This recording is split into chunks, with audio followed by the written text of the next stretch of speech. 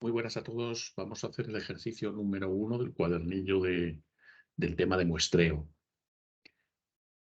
En el ejercicio, como podéis ver, lo que me hablan es una señal x de t continua, que es muestreada con un tren periódico de impulsos que lo llaman P de t y me ponen ahí la forma que tiene. Y bueno, pues luego a la salida la señal muestreada la llaman x sub m de t. Y me dan también la transformada de Fourier en tiempo continuo de la señal x de t. Y me piden en el apartado A que calcule T grande de omega, que es la transformada en tiempo continuo de Fourier de la señal P de t. Bien, aunque esto es un ejercicio del tema de transformada de Fourier en tiempo continuo, lo vamos a hacer aquí. Bueno, en términos generales vemos que sería un ejercicio, aparentemente un ejercicio de reproducir lo que sería el muestreo ideal que vimos en clase, que sería con un tren de deltas, pero podéis ver que ese tren de deltas pues es un poquito particular, porque no es bien un tren de deltas al que estamos acostumbrados, de valor siempre positivo y con una separación siempre la misma entre ellas, sino que bueno, pues está compuesto, como podéis ver aquí, por deltas que son positivas, otros que son negativas, distinta separación. Entonces, bueno, vamos a tener que hacerlo un poquito con cuidado, luego el muestreo, para ver a ver qué es lo que resulta. Pero bueno, de momento en este apartado, como he dicho, lo que nos piden es que calculemos la P de omega. Entonces, bueno, pues vamos a pintar aquí un poquito más grande para que se vea mejor el espectro, perdón, la P de t. Entonces, a ver si tratamos de, bueno, pues ver a ver si hay alguna forma sencilla de hallar la transformada de Fourier. Y sí la hay, porque fijaros, por un lado, lo que vemos, voy a pintarlo, por ejemplo, aquí con azul, vemos el tren de deltas que tiene una componente, que es la que estoy pintando aquí abajo, que sería la componente de las que son negativas, de valor -1, de peso -1, y que se encuentra en menos t, t y c. Entonces, esto, si fuera solamente esta la señal, bueno, sería un muestreo ideal, simplemente que el peso aquí es negativo comparado con lo que es el muestreo ideal que vimos en clase, pero, y bueno, pues una separación entre las deltas de t, pero no es eso, sino que hay otras deltas por aquí arriba, pues que hay que tener un poquito de cuidado con ellas, ¿no? Entonces, pues por ejemplo, aquí nos encontramos en el tiempo delta, nos encontramos una muestra de estas positivas, de valor 1 todas van a ser, ¿vale? Luego nos encontramos, vamos a pintar en verde, por ejemplo, aquí otra muestra, también de valor 1, y esta está en t menos delta, ¿de acuerdo?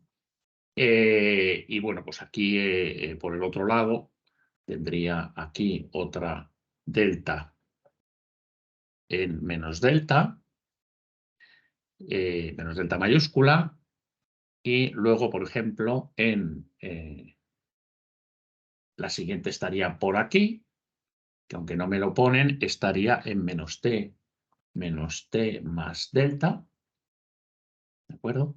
Y bueno, pues sucesivamente, pues a la derecha y a la izquierda, pues se repetiría, ¿no?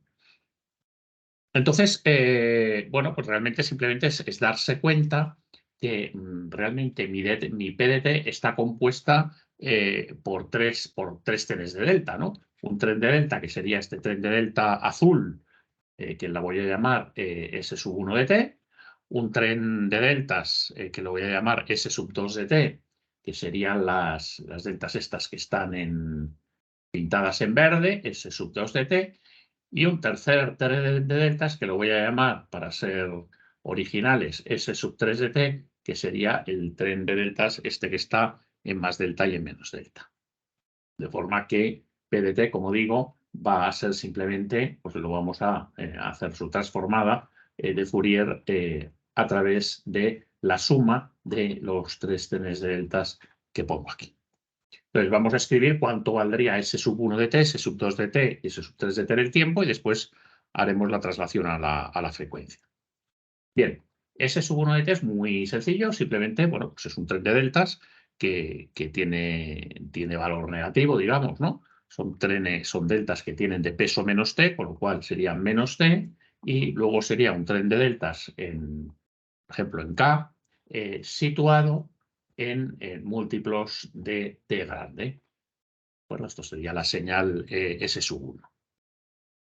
Bien, la señal S sub 2, vamos a ver cómo la podríamos escribir en formato tren de deltas, ¿vale? Para ello vamos a pintarlo aquí aparte, ¿vale? Entonces, la señal S sub 2 es esta que tenemos aquí, que es la he pintado aquí en azul, sí, en azul, ¿no? Bueno, pues tendríamos, fijaros, tendríamos una delta por aquí que estaría en t menos delta. Por otro lado sería la otra delta que tendríamos aquí, que estaría en menos t más delta. Y por tanto, aquí a la derecha tendríamos otra en 2t menos delta y lo mismo aquí hacia atrás, ¿no? De forma que podemos escribir S sub 2 de t como un tren de deltas de peso unitario positivo, sumatorio en K, de que pues sería delta de t menos, ¿vale? Entonces, para saber exactamente lo que poner aquí, vamos a ver un ejemplo, ¿no? Por ejemplo, tendríamos la primera de ellas, esta sería en t menos a, es donde estaría esa delta, ¿no? Delta en t de t menos a sería esa delta de ahí, ¿vale? Y eso se puede escribir como delta de t pequeñita menos t grande más delta mayúscula, ¿vale? Esa sería esa delta. Esta delta, por ejemplo, ¿cómo se escribiría? Pues sería delta, esa delta está en t menos 2t menos delta mayúscula, y esto sería delta de t menos 2t mayúscula más delta. ¿De acuerdo? Y así sucesivamente. Entonces ya vemos el patrón. En general, es delta menos k por t mayúscula más delta mayúscula. Ese sería ese tren de deltas que tenemos pintado en verde, que hemos llamado S sub 2. Vamos a buscar ahora lo que sería S sub 3. ¿Vale? Entonces también lo pintamos aquí aparte.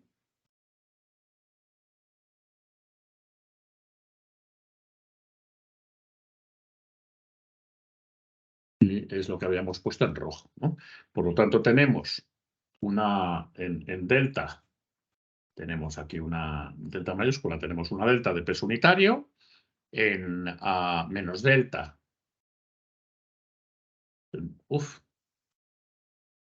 perdonad, en menos delta tendríamos otra delta, ¿no? Y la siguiente pues estaría por aquí más a la derecha, si aquí estaría t, pues aquí estaría t más delta. ¿Vale? Ese es el tren de deltas S sub 3 de t. Y por tanto también pues, lo podemos escribir como el sumatorio en K de t, de delta de t menos unos determinados valores que lo que vamos viendo, ¿no? Por ejemplo, esta delta de aquí sería delta en t menos delta. Esta sería la delta en t menos t mayúscula menos delta. Y así sucesivamente. Con lo cual, fijaros, lo que tenemos es delta de t menos k por t mayúscula menos delta mayúscula. Ese sería S sub 3. Bien, ya tenemos S sub 1, S sub 2, S 3. Por lo tanto, la señal total es la suma de ambas. Y por tanto, bueno, pues la transformada de Fourier será la transformada de cada una de ellas sumándose, ¿no?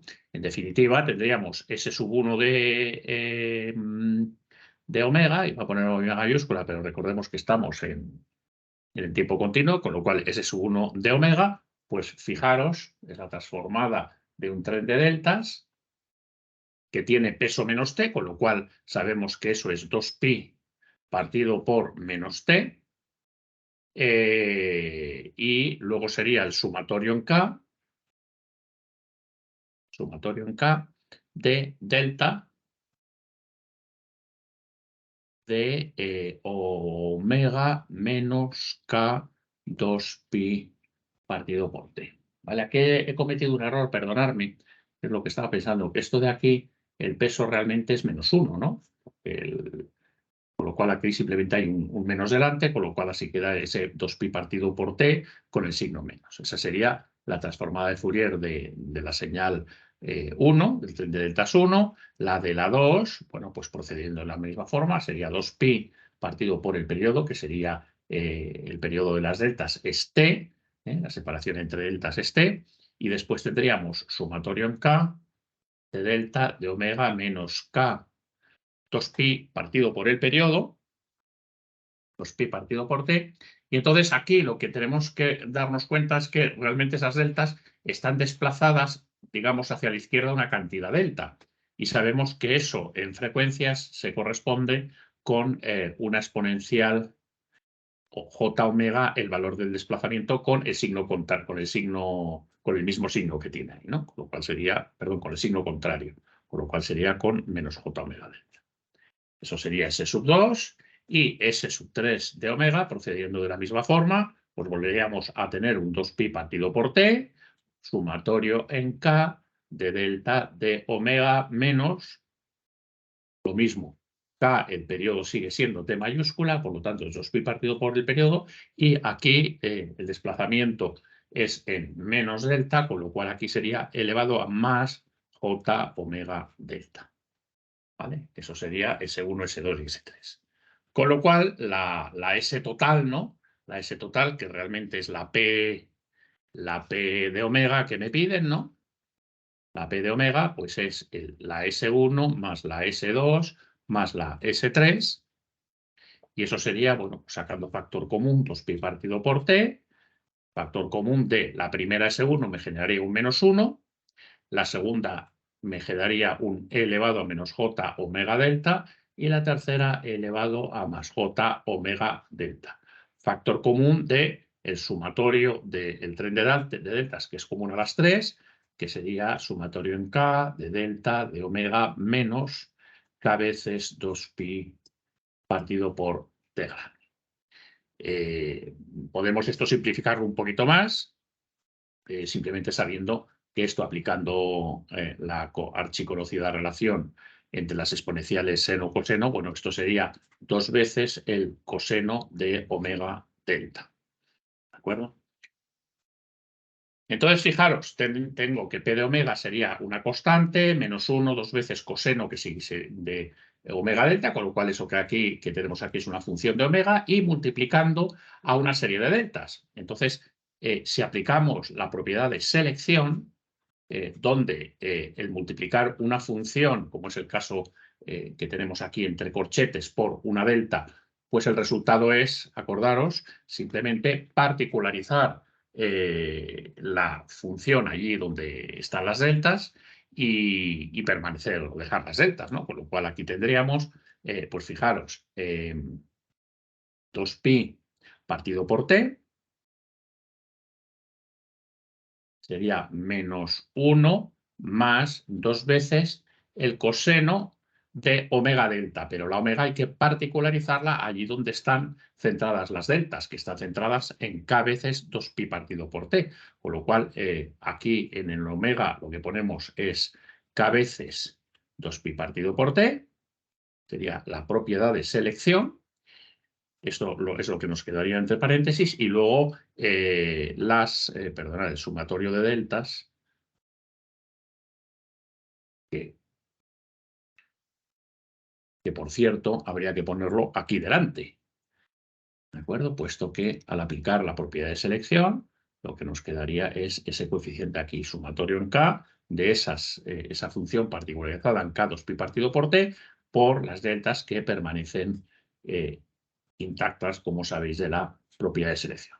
Os recuerdo aquí, por enésima vez, que si yo tengo una función de una variable tau que multiplica a una delta que está centrada, por ejemplo, en T sub 0, el resultado de eso es la selección del valor de la función precisamente allí donde está desplazada la delta, y eso se convierte, perdón, en el peso de la delta que permanece intacta. ¿De acuerdo? Que el f de tau sería lo que hay aquí entre corchetes, ¿de acuerdo? Y el tau sub 0 sería este valor de aquí. Pues eso es lo único que hemos hecho, aplicar esa propiedad para particularidad. ¿Vale? Y esa, bueno, pues finalmente es la expresión de la transformada de Fourier de ese tren de deltas. ¿De acuerdo? No es un tren de deltas cualquiera, sino que, bueno, pues tiene este aspecto que veis aquí, donde pues me aparece ese 2pi por kb veces de 2pi partido por t. Perdona, aquí me he dejado una delta. Aquí está. ¿De acuerdo? Me he dejado una delta.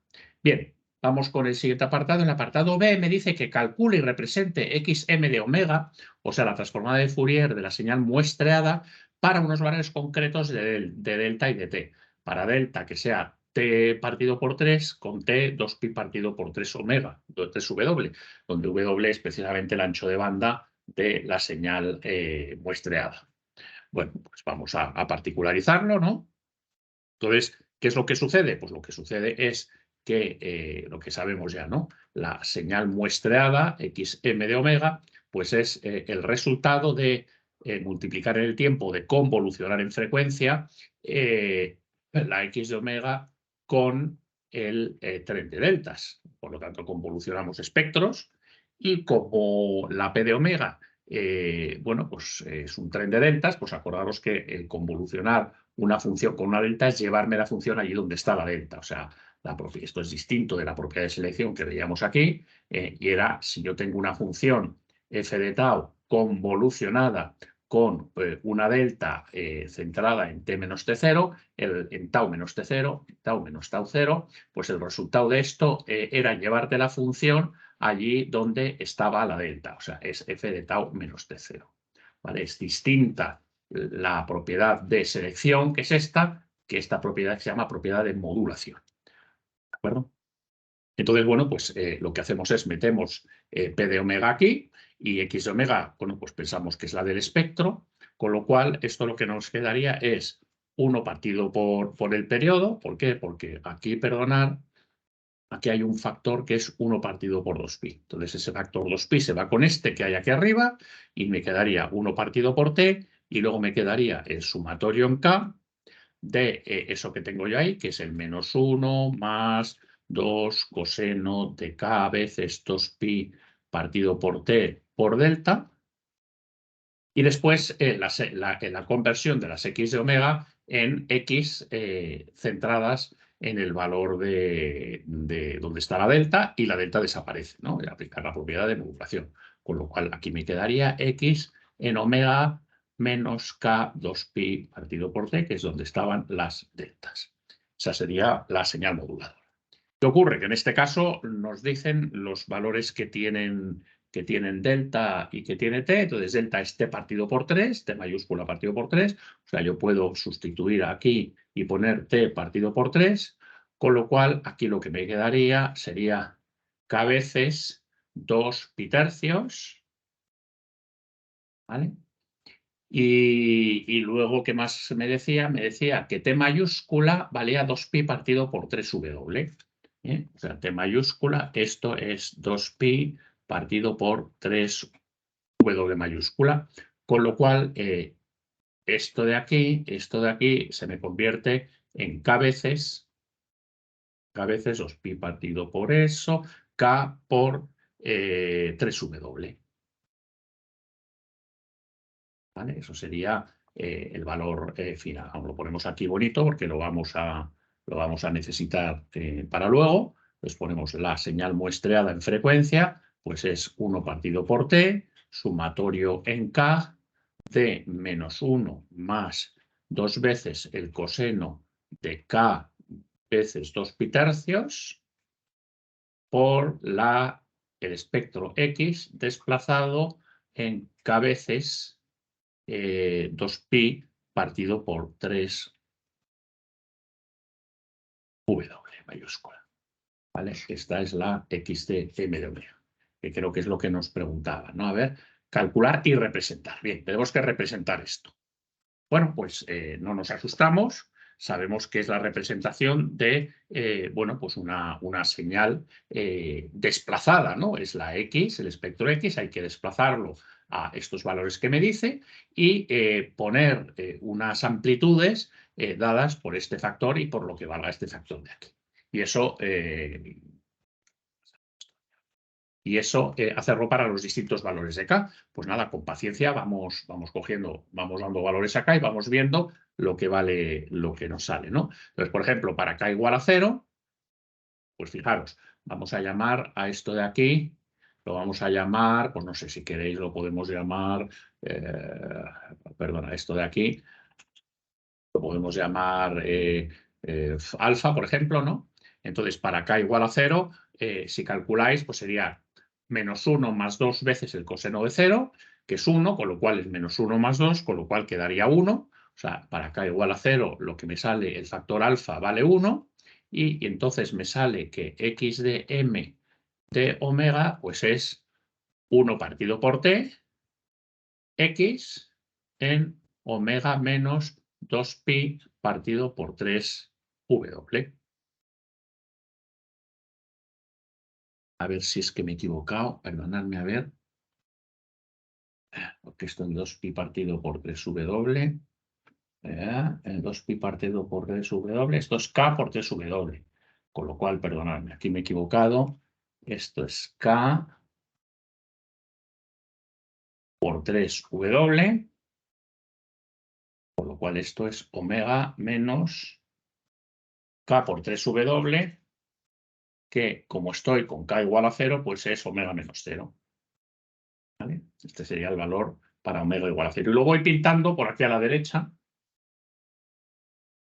lo que sería el espectro de la señal muestreada de xm de omega.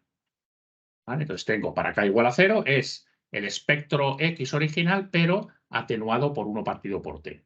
Entonces, bueno, sería el espectro original. Acordaos que era un triangulito, pues pinto el mismo triangulito que tenía un ancho de banda omega y de altura tenía 1, pues ahora la altura es 1 partido por t. Y esto corresponde al valor k igual a 0 del sumatorio que tengo aquí. Bien, para k igual a 1, aquí el coeficiente alfa vale, si lo calculáis, ese menos 1 más 2 veces el coseno de k con k igual a 1, 2 pi tercios, pues eso vale menos 2. Con lo cual, la xm de omega para ese valor k igual a 1 me quedaría menos 2 partido por t, la x grande en omega menos k que vale 1, con lo cual sería omega menos 3w grande. O sea, nos tenemos que ir aquí a 3w grande, que estará por aquí, si esto es el 2w grande. Entonces es el espectro, fijaros, el menos me cambia de signo y lo atenúa en t, pero por lo demás es como el espectro de x de omega. Con lo cual es centrado en 3 omega, lo que tengo que hacer es pintar aquí otro triangulito.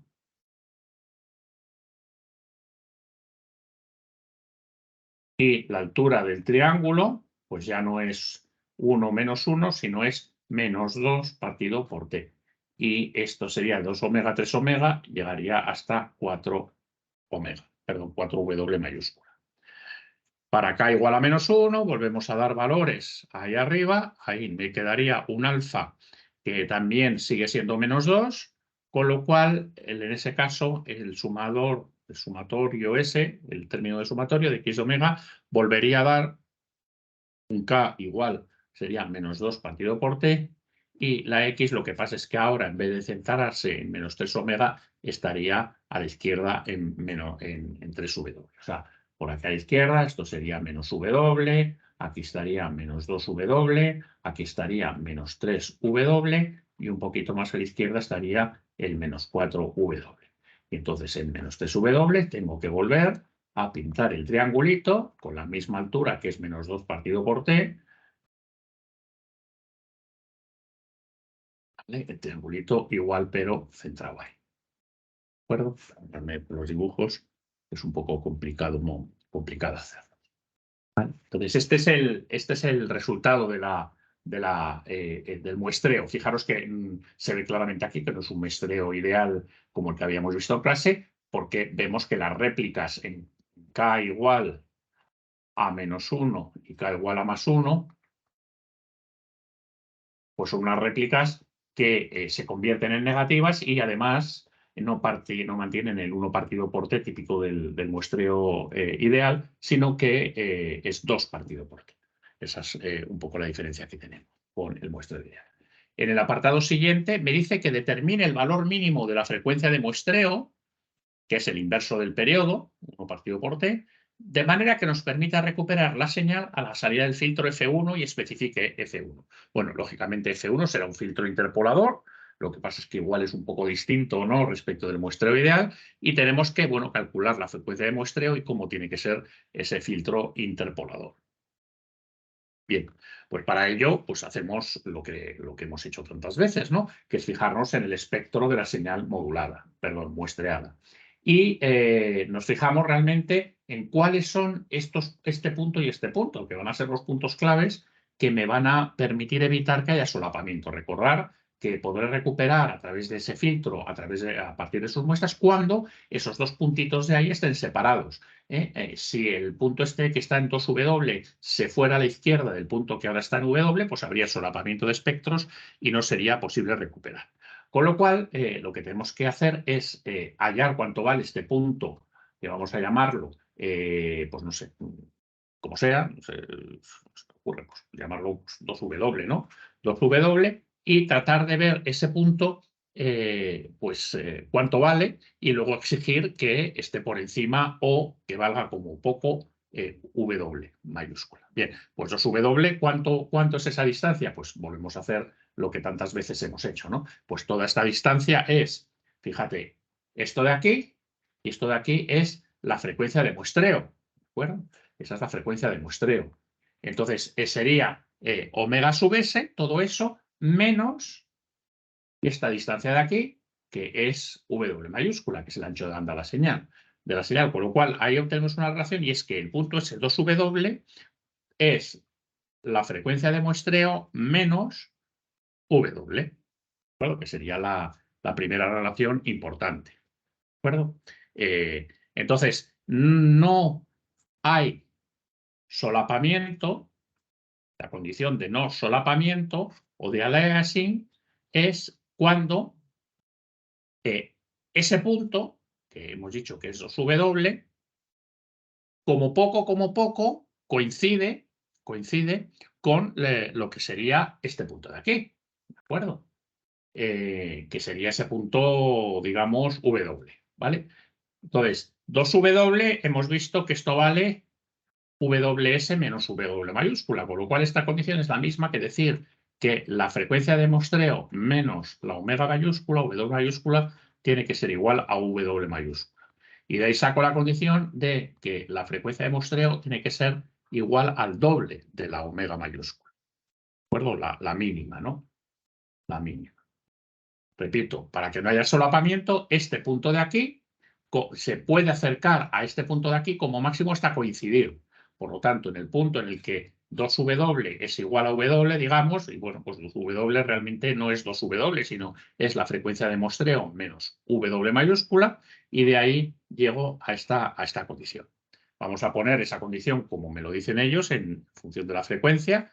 La frecuencia, por tanto, de muestreo mínima, sabemos que la frecuencia es omega partido por 2pi, con lo cual será omega S mínima partido por 2pi, y la omega S mínima es 2 omega mayúscula, W mayúscula partido por 2pi, con lo cual esto queda W mayúscula partido por pi. Esa es la frecuencia mínima a la que yo puedo muestrear. Tengo que coger el ancho de banda de mi señal x de t y lo tengo que dividir por pi, y esa frecuencia en hercios es a la que yo como mínimo tengo que muestrear. Fijaros que aquí no aparece nada el doble del ancho de banda de la señal y tal, porque el doble del ancho de banda de la señal sería 2W y aquí es 1 partido por pi W. Pero bueno, por otro lado es que no es un muestreo ideal y por tanto no tiene por qué cumplirse el teorema de Nyquist o la condición de Nyquist de muestreo. Bien, ¿cómo ha de ser el filtro recuperador? O el filtro, perdón, interpolador. Pues muy sencillo, pues es el filtro que tengo que utilizar yo aquí para recuperar la señal original. ¿Cómo tiene que ser ese filtro en el punto justo en el que estoy muestreando a la frecuencia mínima? Bueno, pues fijaros, tiene que ser un filtro que llegue hasta aquí y, obviamente, no torcido, y que compense ese también 1 partido por t, ¿no? O sea, es un filtro que tiene que tener este aspecto que voy a poner aquí, ¿vale? Ese sería F1 de omega. Esto de aquí tiene que compensar el 1 partido por t, con lo cual tiene que ser t mayúscula, y esto de aquí pues tiene que ser W mayúscula. Ese filtro F de 1 de omega interpolaría correctamente la señal muestreada y recuperaría la señal original. Bueno, pues ya hemos acabado el problema. Es un problema interesante porque es un muestreo con aparentemente ideal, pero que no lo es porque el tren de deltas es un poco particular. Tiene un primer apartado de saber hacer la transformada de Fourier de ese tren de deltas, y luego el apartado B es simplemente hacer el muestreo, pero con ese tren de deltas en particular. Y para pintarlo, pues como ya hemos hecho en varias ocasiones, ser muy ordenadito, ir tomando distintos valores de K de las réplicas y así ir sacando cada una de las réplicas del espectro. Y el resto, bueno, pues es aplicar lo que también vimos en su día de la condición de que no haya solapamiento, encontrar cuál es este punto del espectro y obligar que sea como poco, que baje hasta chocarse con este otro que sube. Y de ahí sacamos la frecuencia mínima.